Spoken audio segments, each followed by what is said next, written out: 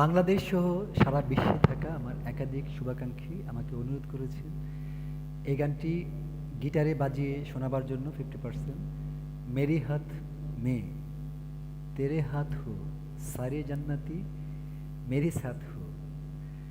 আসলে বিশ্বে আমার কোটি ভক্ত রয়েছে, যদিও আমি টাকার জন্য গান করি না, আমার একাধিক নিজ প্রতিষ্ঠান থেকে আমি ট্রাই করি।